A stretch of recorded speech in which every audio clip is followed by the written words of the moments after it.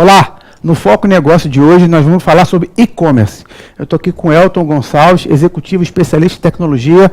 Elton, tudo bem? Tudo ótimo. Vamos lá, está muito na moda, mas como é que você, na sua experiência, na sua vivência, como é que você define e-commerce? E-commerce, na verdade, é uma expansão da venda normal, da venda física. Na verdade, você consegue expandir essa venda física sem limitação de espaço físico e sem limitar também a parte geográfica dos seus clientes. Você consegue alcançar outros clientes que você não conseguiria alcançar fisicamente. Né? É um ponto de venda ao alcance de todos, não é isso? Ao alcance de todos, exatamente. Evidentemente que se você for vender serviço e a entrega for por tecnologia, você está ao alcance do mundo. Se você for vender produtos que você precisa entregar, tem uma questão logística que você tem limitações, barreiras continentais, etc. Mas como é que você enxerga a percepção do consumidor do ponto de vista de aceitação? Porque no início o e-commerce ele gerava muita desconfiança, né? E depois tinha muito problema por prazo de entrega. Como é que você entende hoje o consumidor de e-commerce? Então, se você pegar o histórico, que o e-commerce começou lá em 95 nos Estados Unidos, chegou aqui no Brasil em 2000, 2002, mais ou menos, mas nos últimos 3 anos, a gente teve um aumento, segundo o IBIT, de 56 milhões de consumidores passando a utilizar o e-commerce. Hoje existem 56 milhões. Houve um aumento de 56 milhões no Brasil. Aumento ou tem 56 milhões? Um aumento de 56 milhões. Então, ou seja, a gente tem mais de 25% da população do Brasil consumindo. Compra pela internet, exatamente. Tá. E você acha que isso se deve a quê? Confiabilidade, entendimento, o quê? Eu acho que o acesso, na verdade, à tecnologia, né? As pessoas, a população passou a ter mais acesso, principalmente pelo celular. Hoje em dia, todo mundo tem um celular que tem acesso à internet. Um smartphone, né? Um smartphone. E em relação a isso, né, essa demanda, os sites, as empresas acabam investindo em sites que a gente chama de sites responsivos, que são sites que se adaptam a quem está acessando. No caso, se estiver acessando por um celular, vai se adaptar ao tamanho da tela do seu celular. Tablet, a um computador. Ele se adapta, ele se ajusta. Então, exatamente, é o responsivo, né? E assim, só que do ponto de vista, por exemplo, uma coisa que está muito em voga agora são os famosos marketplaces, que são as empresas que vendem ou cursos, ou vendem vagas de hotel, ou vendem outras coisas. O consumidor, o iFood, por exemplo, que vende vários alimentos, o consumidor, ele já está entendendo esses marketplaces como uma ferramenta confiável? Sim, na verdade o marketplace, ele justamente ajuda a quem está querendo colocar o seu produto na internet a conseguir vender. Porque, por exemplo, se você tem um grande player, uma grande loja, tipo Americanas, tipo Shoptime, que já é consolidado no mercado, a população já confia nessa marca, eles abrem um marketplace para você poder vender ali dentro. Então, o marketplace é como se fosse uma loja de lojas. Entendi. E aí tem vários modelos que estão utilizando o marketplace. Existem, por exemplo, o Submarino e Americanas, ele permite que você venda o seu produto lá dentro. Então é quase que transparente. Você pensa que está comprando Americanas, mas na hora que emite a nota fiscal, sai em nome da loja que te vendeu. Entendi. Ou seja, uma loja vende lá dentro para poder comercializar melhor. Perfeito. Mas assim, já existe hoje dados que digam se as pessoas consomem mais pelo computador, pelo smartphone? O smartphone está dominando? Como é que é? A grande maioria é pelo smartphone. A grande maioria desses dados apontam que a maioria das vendas é feita pelo smartphone. E existe também a questão do marketing também, do remarketing, porque existe, no computador principalmente, existia muita questão de você abandonar a compra. Ou seja, o cara vai, compra no teu site, aí passa um tempo sem comprar, quando ele vai comprar de novo, ele não lembra como está a senha dele. Então, hoje está muito em evidência, hoje em dia, atualmente, a questão da compra sem cadastro. Isso já está funcionando já nos sites internacionais de fora e está chegando no Brasil agora. Então, acredito que nesse ano, para o ano que vem, isso deve se consolidar. O que você chama de remarketing é o AdSense? É aquele que eu entrei para comprar isso aconteceu comigo quando eu fui comprar uma cervejeira, aí entrei, naquele dia não consumi, aí entrei em outros sites, em todos os sites que eu tinha, você tinha lá aquele espaço que é reservado ao Google e apontava as cervejeiras que eu tinha olhado. É isso que você chama? Isso, na verdade, isso daí é a parte de SEO, né, que é a parte dele pegar esses dados de navegação. Quando você está navegando, ele grava um cookie no seu computador, que é um arquivo em texto. Então, esse navegador pega aquele cookie, traça o teu perfil que você pesquisou e pega uma propaganda que tenha similaridade com aquilo que você procurou. Mas é o Google que faz isso? É o Google que faz isso. Tá. Na verdade, não é o Google. Quando você está navegando pelo Google Chrome, ele grava o arquivo. Sim. O Facebook, que tem uma propaganda, ele pode pegar aquele arquivo também. O seu site pode pegar aquele arquivo. Mas o Google ganha dinheiro com isso, ganha né? dinheiro com isso quando você utiliza o AdSense do Google. O AdSense do Google, isso, né? Tá. Então o AdSense, na verdade, é a plataforma do Google. Mas o que pega é o cookie, entendi. O que é que diz o que você pesquisou, entendeu? Entendi. Aí, se você não quiser ser mobilizado por isso, você tem que ir lá no seu navegador e liberar sempre, porque senão eles sempre estão te monitorando, não é isso? Ele tenta traçar um perfil, né, dos usuários, né, Uhum. para poder pegar propagandas que tenham a ver com aquele nicho daquela personalidade. Perfeito. Em relação... é isso. E o Big Data? O quanto o Big Data influencia no e-commerce hoje? Então, quando eu falei da parte do remarketing, tem um pouco a ver com Big Data. Por quê? Porque a questão do remarketing grande parte do fluxo que vem no teu site, no seu e-commerce, não compra. É uma grande minoria que compra. Sim. Então é você tentar analisar as pessoas que visitaram o teu site e que não compraram para tentar transformar eles em consumidores, entendeu? De que forma?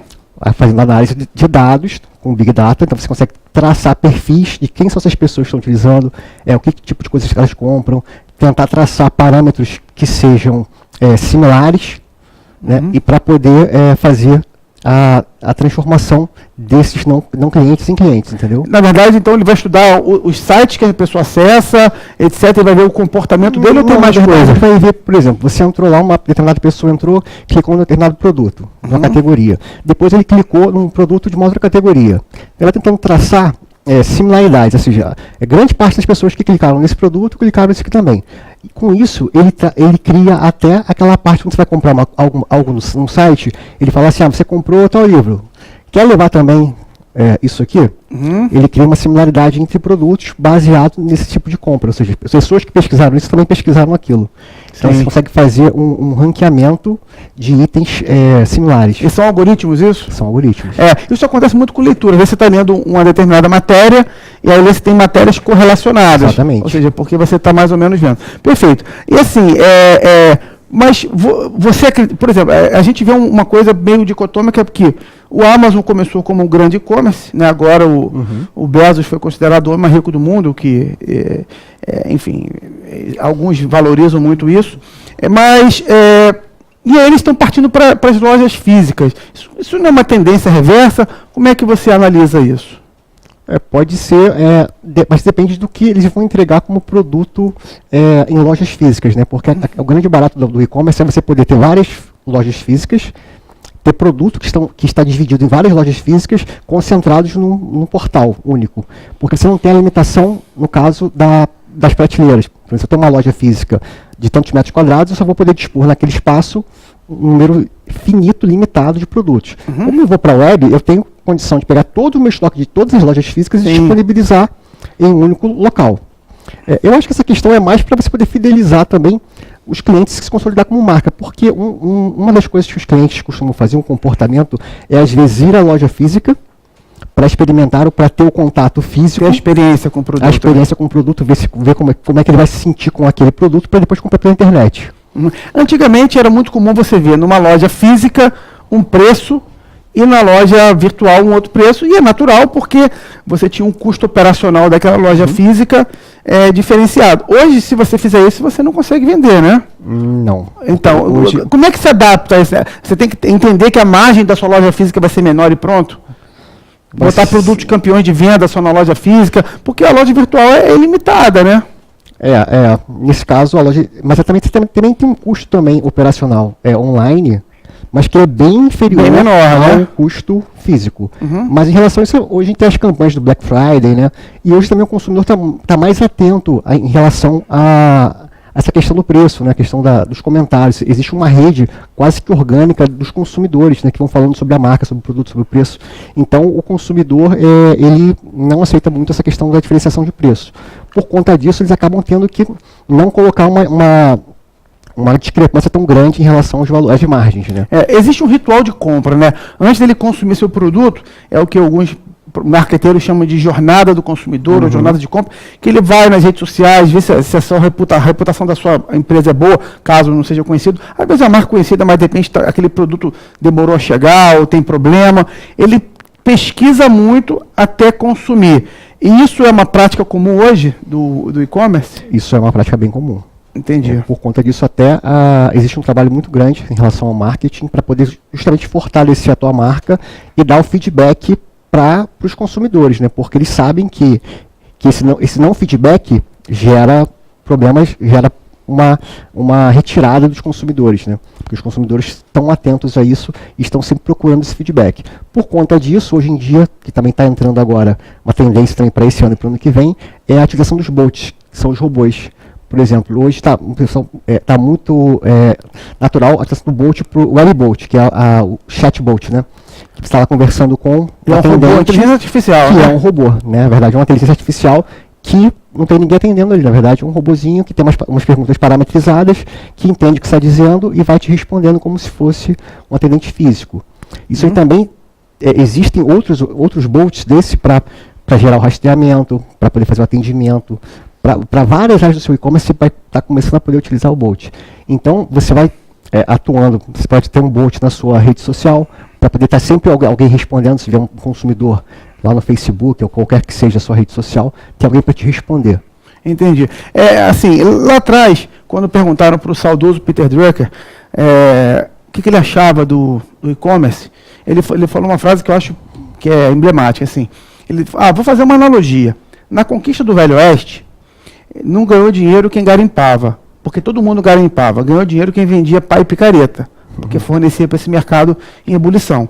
E se você for olhar bem, salvo uma ou outra empresa de e-commerce, o PayPal é o grande player do segmento, porque ele fornece para todo mundo de e-commerce.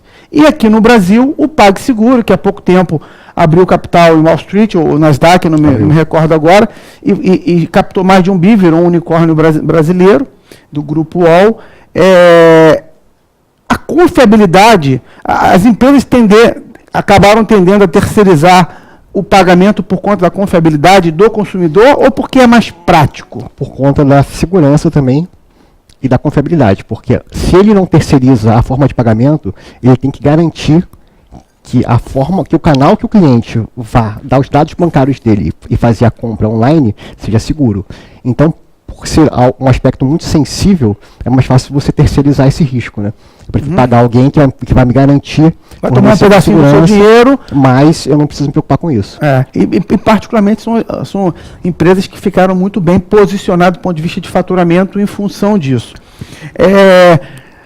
Você acredita que boa parte dos segmentos, num prazo médio, eles vão estar meio suscetíveis ao e-commerce, ou alguns segmentos, você vai conseguir comprar um imóvel por e-commerce, por exemplo, você pode fazer uma experiência virtual, você pode conhecer 10 apartamentos viajando nele.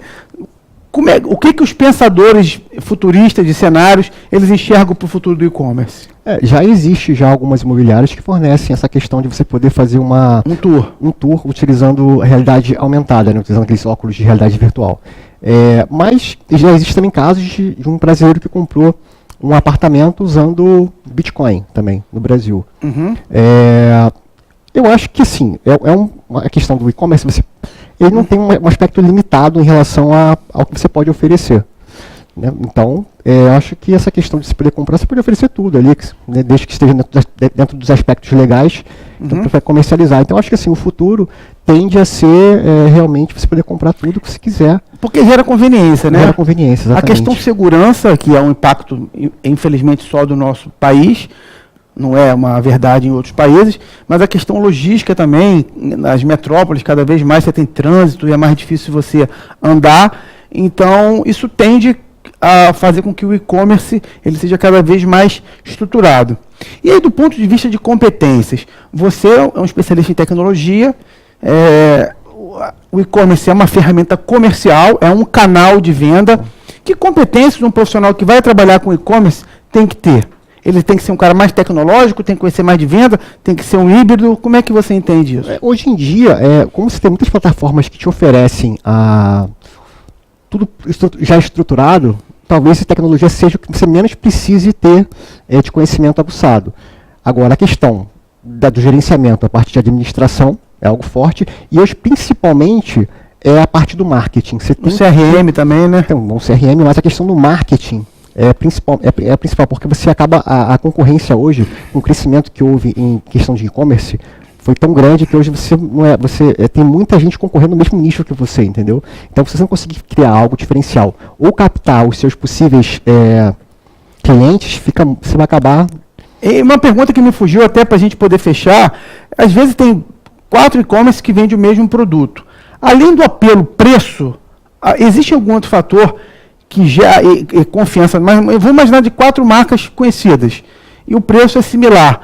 Existe algum outro fator, além de confiabilidade e preço, que estimule o consumidor a optar por A, B ou C? Às vezes a conveniência, já tem um cadastro na loja A, então não precisa fazer um outro cadastro. Por isso que a questão da compra sem cadastro é algo que vai ser uma tendência, entendeu? Você quebrar esse aspecto da conveniência em relação a uma limitante. Tem que fazer o cadastro para comprar. Porque você, quando vai numa loja física, você às vezes entra, pega uma roupa, ou pega um item no supermercado, você passa e ninguém sabe quem é você. Exatamente. Se você quiser ter desconto, você dá lá o seu CPF e ele faz um CRM contigo. Mas se você não quiser nada disso, você pode comprar e ir embora de forma anônima. Então você acredita que isso é uma tendência que vai chegar aqui, né? Acredito que no final desse ano, para o início do ano que vem, isso já está bem comum. Perfeito. Maravilha. Obrigado, Elton. Então esse foi mais um Foco Negócio do tema de hoje, e-commerce. Um abraço. Tchau.